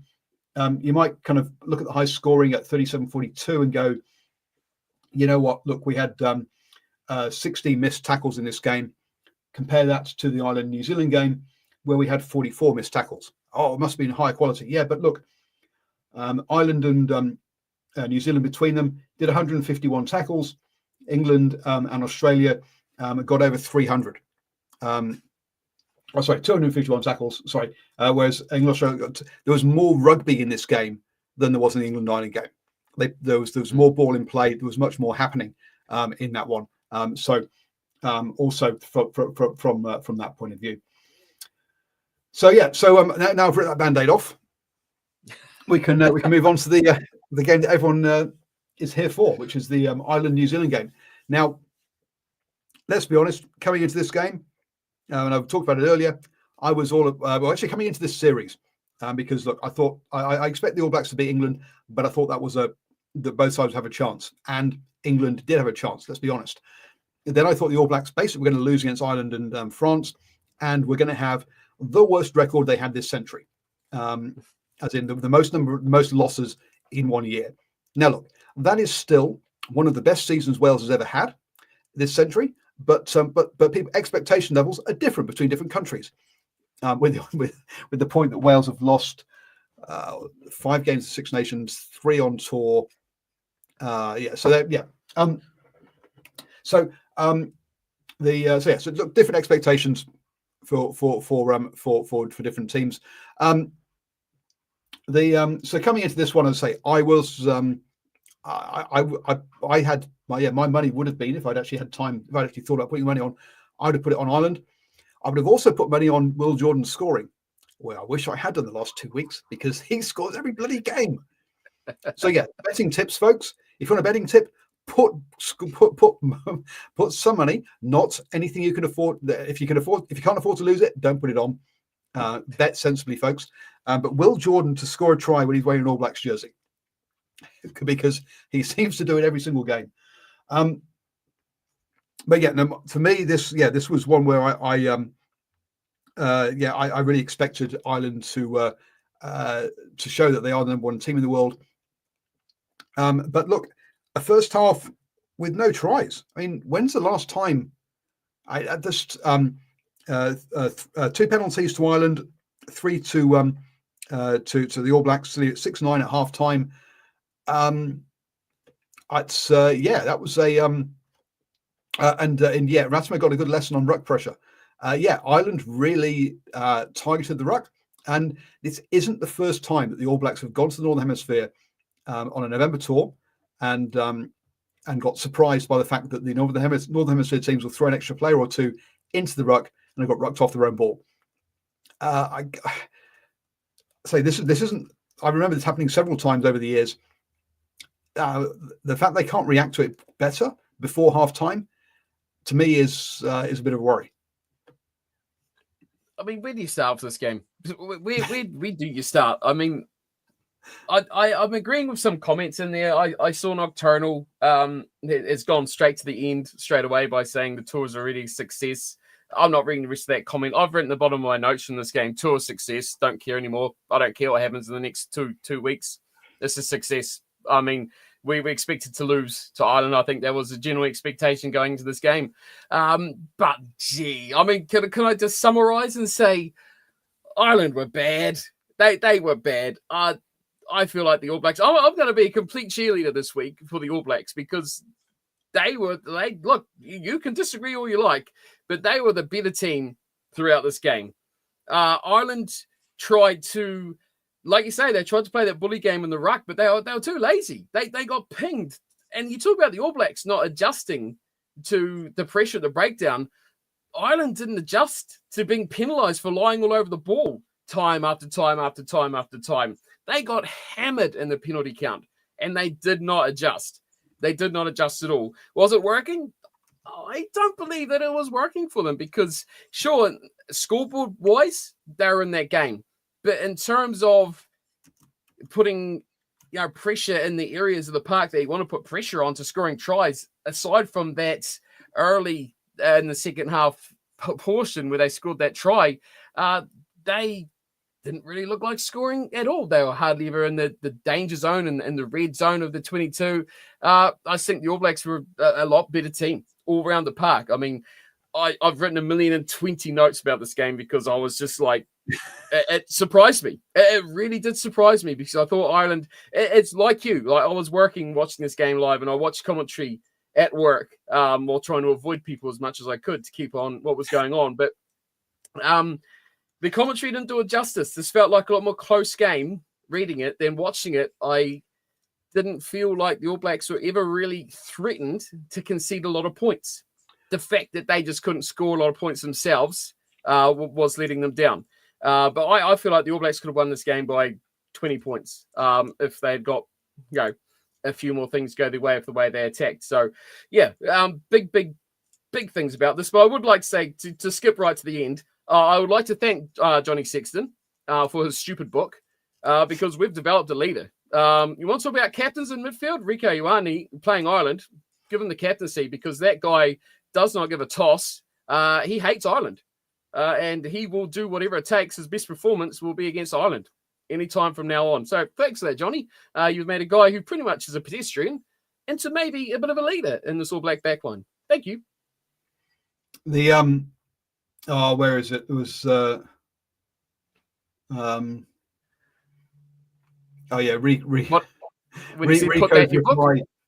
Rico's reply was, put that in your book. Which I think is a cracking one. As long as put it on social media. Look, his send off to Sexton was fine, until he got to the last word, which was basically which was where he put the C word at the end. And as long as he had left it at don't let the don't let the door hit you on the way out, please enjoy your retirement, that's fine. It was when he added that last word on, it was like, mate, you've gone from being you've gone from being a bit of a you've taken it too far in my mind. You've shown, look, Sexton, I was not a fan of Sexton as a player. No, to rephrase that, I was not a fan of the way he reacted to things as a player. His ability was, he's a very good player. The way he play acted, the way he reacted to other, and the way he moaned at referees, I was not a fan of. I wasn't a fan of his behaviour on the pitch. But there is an element of when a guy has retired, you've got to accept that he is, Ireland's all-time point scorer, has won Lions series, will go down as one of the legends of the game from their point of view, so from that point of view, you didn't need that last comment, that last word. But yeah, put that in your book. I think is a funny blast. A funny blast on there. But you're quite right. Rico doesn't give a shit. He does not care. He does not care. Is he going to get some? Is he going to get? Well, actually, knowing New Zealand's media, maybe he will get punditry work afterwards. I mean, there's who's their sideline guy that made that racist Japanese joke? Johnny Wheeler. I mean, if Wheeler gets a job, then hey, all your bets are off, really. But he doesn't give a shit. Perhaps he should do a little bit more. I don't know. The one thing I think him and his brother needed to do is to get involved in less aggro during Blues games. He doesn't even do it in the All Blacks game, but in Blues games, him and his brother used to both get involved in from that point of view. Simon Hughes, Sky TV have very bad standards for commentators in this country. It's not so much the commentators as as pundits. I will agree with you on commentators as well. Commentators who are 80 years old really need to put the mic down and hand it over to somebody else. They've done 350 test matches since 1985. I mean, yeah, he really does need to move on. No, sorry, I think Akira qualifies for Japan now. Well, we'll see. Good luck to him. If he wants to, go for it. I've got this is Abella Riccatelli going across to Italy, or where he was going. Good luck. Oh no, France. Sorry, Montpellier. Good luck to them. Absolutely. Low standards on some pundits. Wheeler is one of those. And another one who used to be a great character as a player, but hasn't transferred that across as pundits. Israel Dag. That has not translated. It did. I say as a player, it kind of really worked, but once he came across as a pundit, hasn't worked at all. So they've decided, okay, how can we keep? We've obviously invested a big contract with this guy. Oh yes, you can just say what the betting odds are for the TAB, please, because everything else you say is shite. So now his job is saying TAB odds. Obviously, Mark Stafford has been moved to one side. Anyone who listens or watches us from overseas will have no idea what we're talking about. And sorry about that. Very, very niche, or very, very kind of local stuff on that.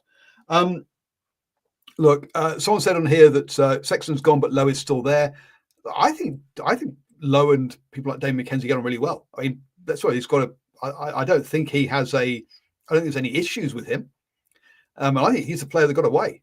I think the All Blacks would love to have him available, but so from that point of view, I don't think. Do you think the All Blacks got a problem with Lowe?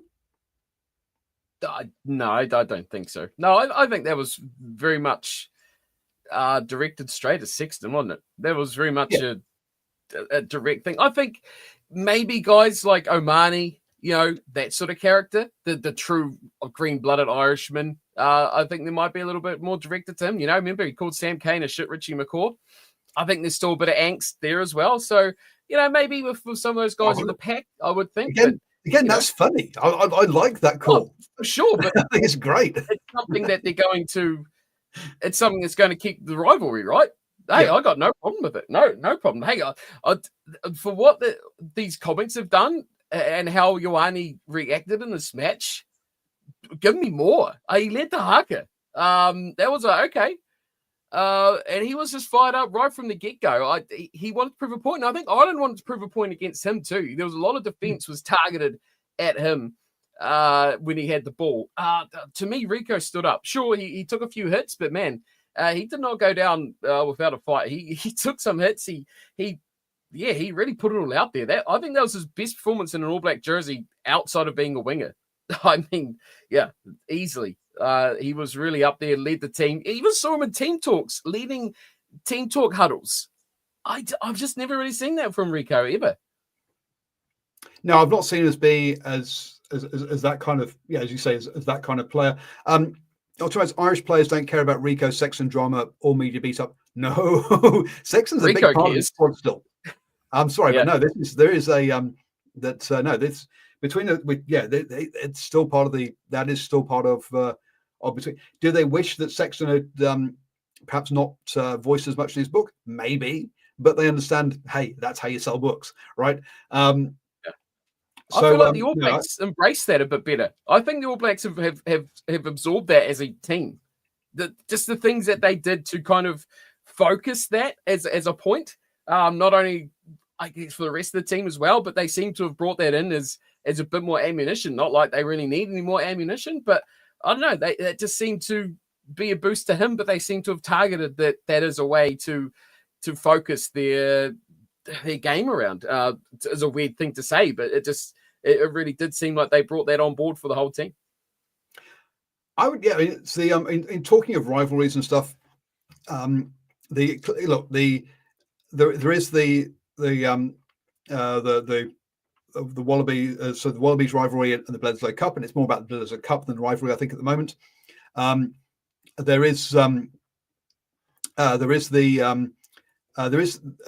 was no niggle with Rico on the pitch. It was Rico making something of it.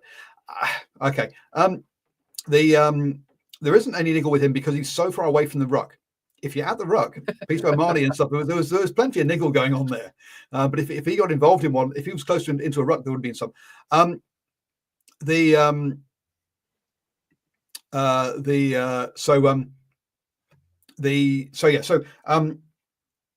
was I going with this one? As far as rivalries go for the All Blacks, currently you've got obviously you've got the Bledisloe Cup. Then they never want to lose the Bledisloe Cup, so that is serious. You've got the South Africa one because of the history of it, but you've got the Irish one because of the players, and I think that is probably the biggest rivalry for the players, rather than for the kind of the nation at the moment is between Ireland and because a bunch of these players, or some of these players still in the fact of your Sam Cane was there, I think, for when Ireland beat the All Blacks the first time ever. Over in Chicago, Patrick Tupolotu missed that game because of a failed drugs test that he later got cleared for.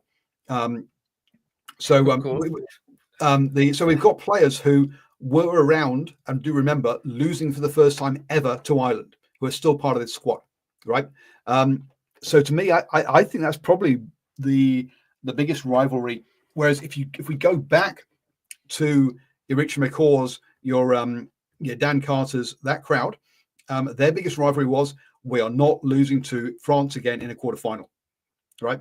Yes, I've got a big rivalry against Australia because we want the Bledisloe. Yes, we have a rivalry against South Africa because we're historically, but as far from a personal point of view, I am not losing to France again.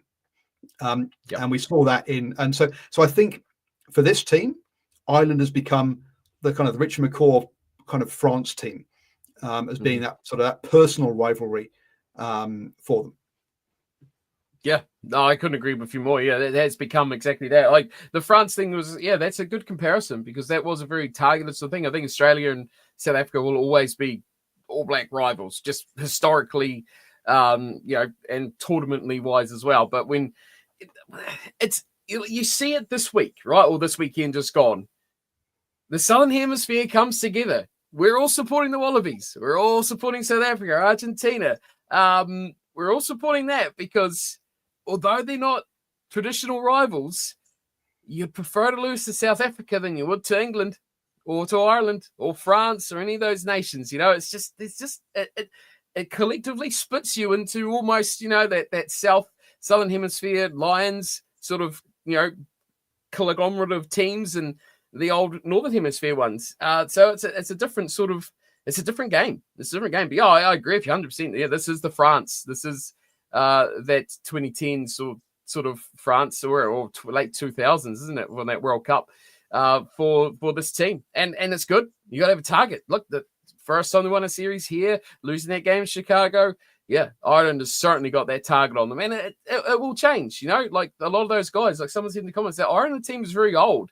And I think we kind of see that creeping in a bit more this year, especially through Six Nations and now through this series as well. I think we might see it as well. Some of those older guys might start showing up a little bit. Because I don't think, and I thought this watching the game, when you see a lot of older South Africans play on into their mid-30s, they are a very good player that hold a very good standard. Whereas I feel like sometimes Ireland are holding on to these guys because they've played so well and they've been such an iconic player for them and such a stalwart for the team. They don't want to let go of that memory of that time. And that standards is not quite the same, I feel like, as they get into those mid-30s sort of levels or ages. So I'm curious to see how they go in the rest of this series. Yeah, look, I think to me there are it's an old team with a young head, right? Because you've got a brand new guy at 10. Whereas South Africa has still got Pollard in there at 10, right? You've still got the old head, you've still got the guy. So from that point of view, it's in some ways it's the worst of both worlds. Where you want a young body with an old head, right? Not an old body with a young head.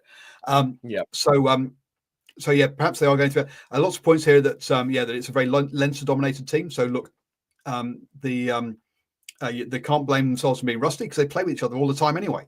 The only point is that there will be some slight, I'm not saying there'll be massive change to the systems because I think Farrell's probably got a very, very good relationship with Leo McCullum. But there'll be some changes of system. But even so, now Ireland can't be using, rustiness isn't the problem. I don't think it was a problem for this game in this one. It was just as you say, but the problem here, see, the All Blacks never look like losing this but the problem is they let Ireland stay in the game for too long. When we're talking about one line break to 9 line breaks, we're talking about, as you say, particularly in that first half, but the 13 penalties to 5, a total reversal of the England game for the All Blacks. Only 5 penalties. That is fantastic. Anything below 10 is considered good. So an 8 is a good game. 5 is an amazing game. So from that point of view, they got the referee absolutely right.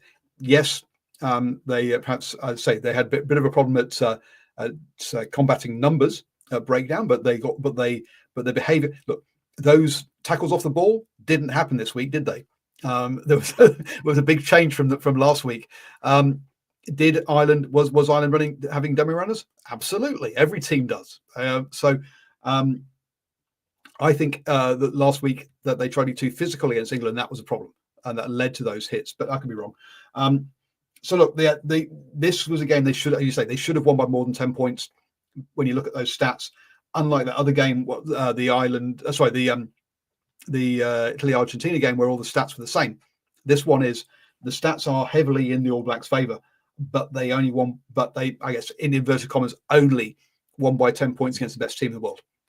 Yeah. Look, this is a team that's gone to South Africa and won won over there. They say won a test in New Zealand. So the fact they got the win, very happy with that. And we'll see. That's I guess the only question mark around this All Blacks team now is, was this their, in inverted commas, final? Did they concentrate so much on this game that they haven't concentrated enough on France? Just because I can't be overly positive, can I?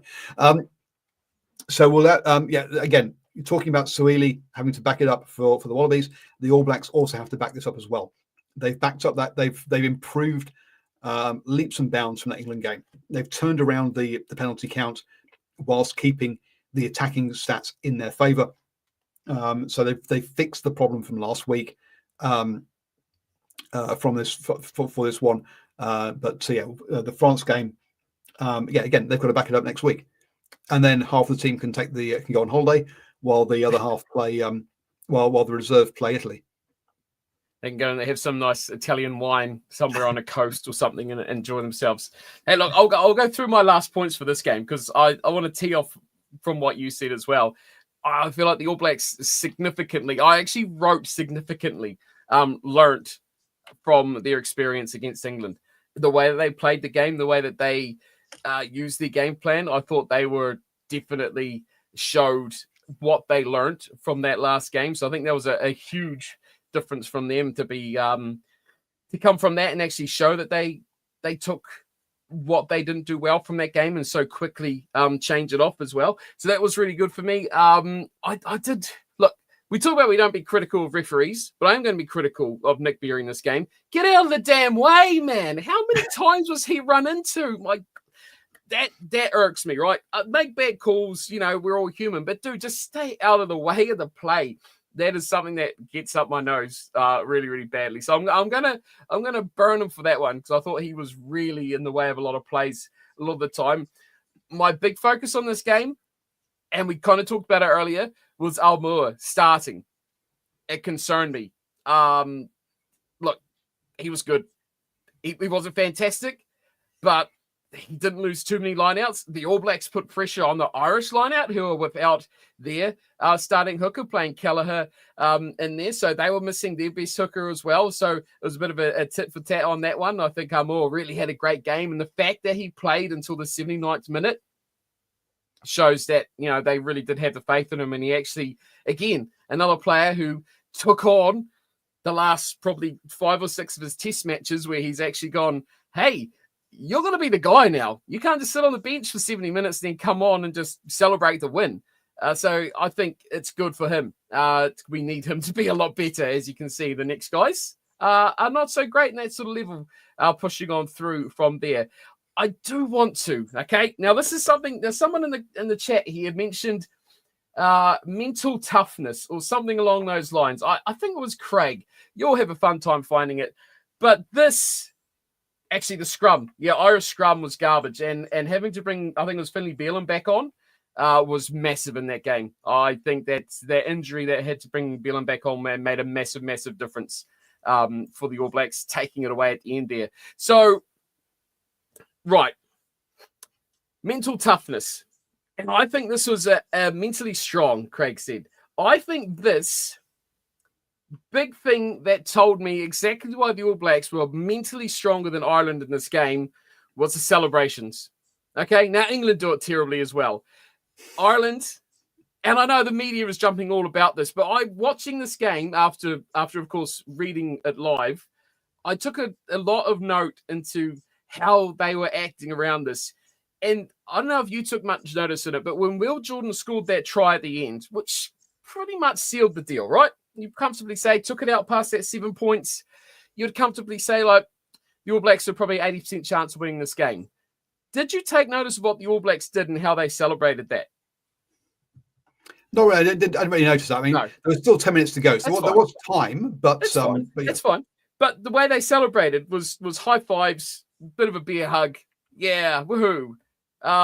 They knew that game was not done. Mental toughness. They knew the job was not done. Ireland were yahooing and celebrating like they won the Six Nations, the World Cup, the Triple Crown, the Grand Slam, every single trophy under the sun from a knock-on 2 minutes into the game. Okay, it's cool, get pumped up, but boy, when I saw Will Jordan score that try and they just went up and he did the old rooster bloody Tasman Marco thing, and yeah. And I'm like, yeah, these guys are locked in. They're a lot more locked in than I've seen them from other seasons. From those of you from overseas, by the way, the rooster, he means the shark's fin. Okay, Mako shark's fin. Yes. Look, that's it's one of those things that what do I say? That I enjoyed about someone like Faf de Klerk early, and then got really annoyed by, was just the amount of bloody clapping. And that that part of it is to get your own team up, but part of it is also to annoy the opposition, I think, as well. I didn't notice this. Craig says that DMAC was not smiling when taking his shots at goal. Wow, because that's part of his routine. That's not his mental. Sorry, the ball fell off. He had to the ball fell off. The ball fell off. He put it back on and then kicks. That shows someone who is focused on what he's doing and isn't going to get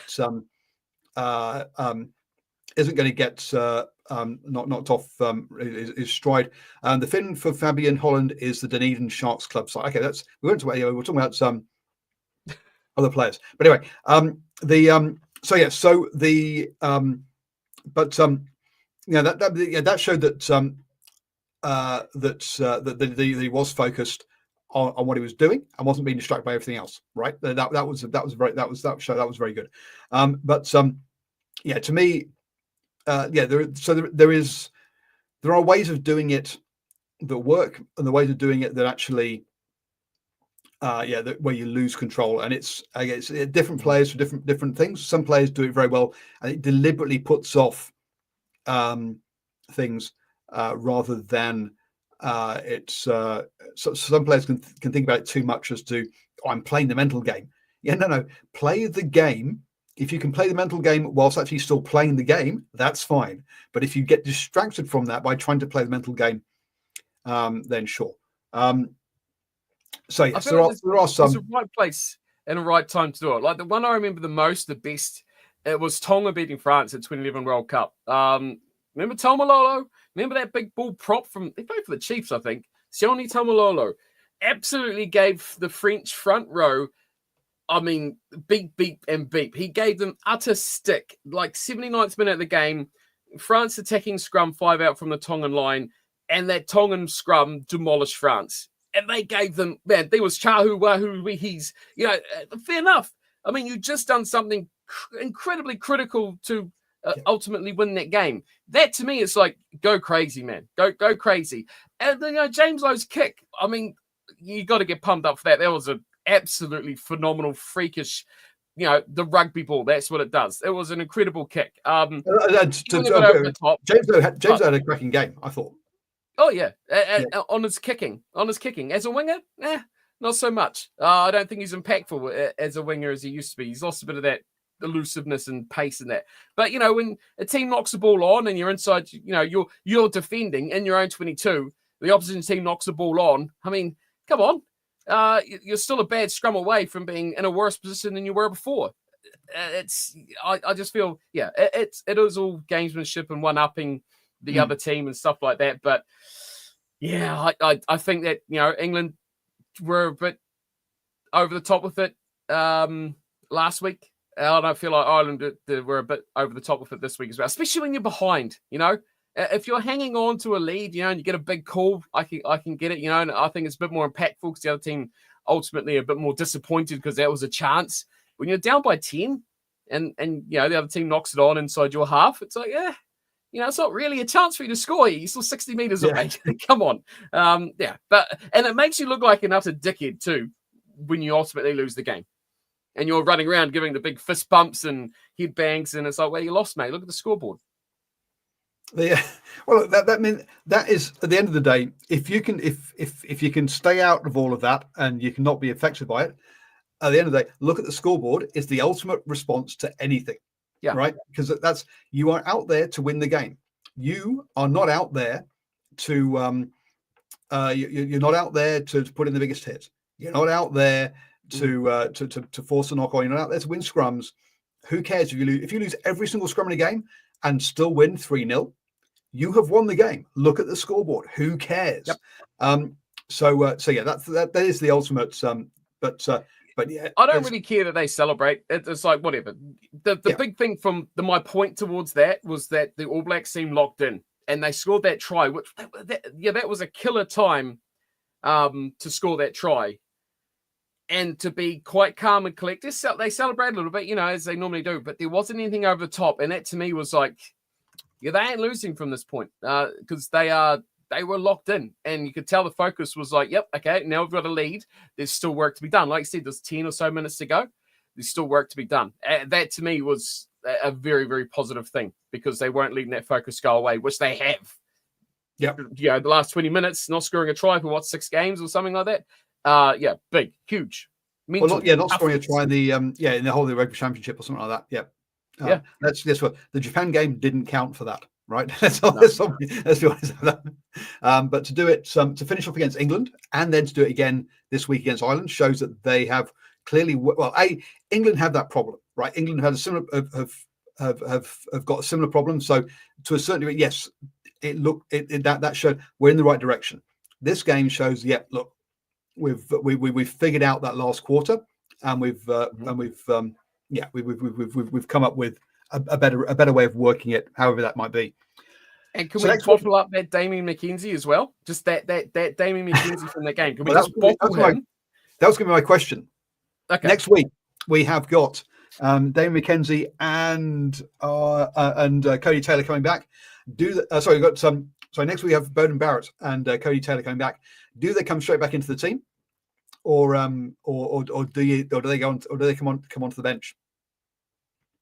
Look, hey, reward good performance. I was impressed with Armour. Reward Armour. Put Taylor on the bench. Well, you're not going to use Bell. So either way, I feel sorry for him. He got 1 minute. Yeah, he's a Test All Black. And McKenzie, look, if it was the focus, right? Everything you pinpoint about that game for the All Blacks and why they won was the focus. McKenzie, a lot of things in media about what he wrote on his hand or his arm or whatever. He seemed a lot more focused in that game. You saw him run a little bit sideways, 2 or 3 steps, and then you'd see him tuck in and just take a tackle with 2 or 3 forwards on his side. McKenzie had his best game. I've been super critical of McKenzie, I've been super critical of him. That was his best game. That was his best game in an All Blacks jersey since he's returned. 100% easy. Was he flawless? No, but was he focused? Was he a lot more structured? He kicked well. He got some real booming kicks off as well, which was good to see. Best game in All Blacks jersey for McKenzie. Man of the match. Can't really argue. I guess he got all the points, didn't he? So, had a good game. I just like the fact that he seemed to play like a Test number 10, not a Super Rugby number 10. That's what I like the most. Focus and just the job to do, and did the job. Well, I think Taylor and Bowden Barrett will come back in, and I think Amura and DMAT will go back to the bench. But let's just see. Scott Robinson's been very rewarding of wins, right? He's changed nothing from the team, barring those 2 injuries from England. He changed no one. When you look at it and go, maybe we should change this or that. So he seems to wanting to keep it consistent as much as possible. Like, he only put Barrett in a 10-1 game this whole season, if I'm not mistaken, proper game. So that was the new direction, right? That wasn't the only reason he's not in there is because he got injured, right? HIA. But why do you change it? They played really well. I mean, Armour's the one for me. Change McKenzie. I don't really care. I think I'm 50-50 on both of them. If McKenzie can replicate that, then I'm good. But I want, to me, Armour is the guy that needs praise, right? You need to say, man, that was bloody incredible. Do it again. You're starting the next game because you played so well. Okay? If you have a dumper, well, sorry, Cody's back. He seems to be the guy that'd be like, reward the guy, give him confidence, and he's going to become a better player. Don't let him lose that confidence in his ability, because he's a damn good player. He just needs to find his game. And I think he really had a cracker with that pressure that he got against Ireland, where it's like, you're the guy. We don't have Cody. or on the bench, or we don't have Cody starting for you to finish, we've got a guy who's just been running around with Canterbury at NPC. We don't want him to play 20 minutes, please, Albua. Okay? You've got to play. This is on you, man. Massive pressure. Reward the guy. You're amazing. Cody Taylor's back. We'll give you 60 minutes this week. Do it again. Cool. All right. So I get where you're coming from with the Moore, and I think actually that could be a good move. But I think we will see Bowden back at 10 on that one. So let's look forward then to next weekend. What do we got? We got Ireland versus Argentina. I feel a bit sorry for Argentina here because this Ireland will be smarting big time, and they are number one. They're not a bad team. Okay, just because they lost the last game, they're not a bad team. Number 3 now. Okay, sorry, but okay. So that's going to be a real tough one for Argentina on there. I've got my Northern Hemisphere jersey on, and I guess yes, I'll be going for. I think Ireland will go there. Which way are you going? No, I'm committed to my Southern Hemisphere brethren now. Come on, Pumas. Right. We're going to dominate this one. Netherlands, Chile. Chile should win this one. Yep. Go, Chile. Japan, Uruguay. Ooh, 2 of the sort of top upper tier 2 teams. And Japan came off the back of a couple of big defeats. Confidence is not going to be good on that one. Uruguay. What are they lost to Spain at the weekend. Yeah, you've got to say Japan are better than Spain. So yeah, Japan. Japan need to win. I think this is a need to, other than should. They need to win this. This will look horrible if they lose. They lose to Uruguay. Ooh. Eddie, who's next? He's out there like Goldberg. Who's next, Eddie? What other team can we coach? Next up then again for Spain versus Fiji. That has got to be a Fiji win. They have to back up their Wales game. Absolutely. Yep. Thump them. Scotland, Portugal. Look, Scotland not as good as South Africa, I get, but they are a lot better than Portugal. So that should be a comfortable win for Scotland. I might watch the highlights. I'm definitely not watching that one. I really like Portugal. Portugal's a super fun team to watch, and so can Scotland be on their day. So it could be a nice attacking. If the weather's good, it'll be nice. It could be a fun game to watch, but there'll be a lot of points. If Portugal got their sevens players as well, it depends on how many. If they're allowed to have the 7 players, where the sevens players are busy elsewhere, is part of that one. Simon says that Fiji struggled against Spain the previous time they met. Okay, but Fiji didn't beat Wales last time. Romania, Canada. With Romania beating, was it Tonga earlier? You could expect them to beat Canada. Oh, by the way. The reason we're not talking about Samoa, folks, is Samoa can't afford to send their team on tour this year. That's not a good sign, is it? USA, Tonga. So again, USA coming off the back of a win. Tonga coming off the back of a loss. USA should be looking at the win there. England, South Africa. Yes, I will. I'm looking at the third loss on the bounce for England. Yay. Yep, box all the way, easy. On that one. France All Blacks. I got to jump on the gravy train, man.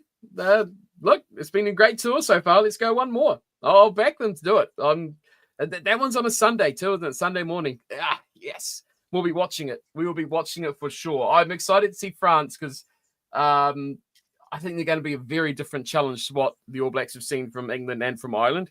So it should be a really cracking matchup. And again, like I said before, they've got to back it up. But tour success anyway, regardless.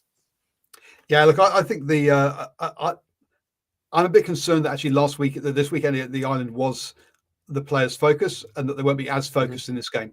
So hence, that's why France by 3. I'm going with Chris Bailey rather than Simon's All Blacks narrowly. So we'll both go different ways. Simon. Italy, Georgia. Italy should beat Georgia. I'm sorry. This is the sort of game I want to see, right? This is a Six Nations relegation promotion match. Make it happen. Come on, Bilbo Montesaurus. Let's go. Relegation promotion. It's on. Italy, if they can get their heads in the right space. But interesting. Yeah, Italy, the only tier one team that Georgia have ever beaten. So from memory, England A versus Australia 15.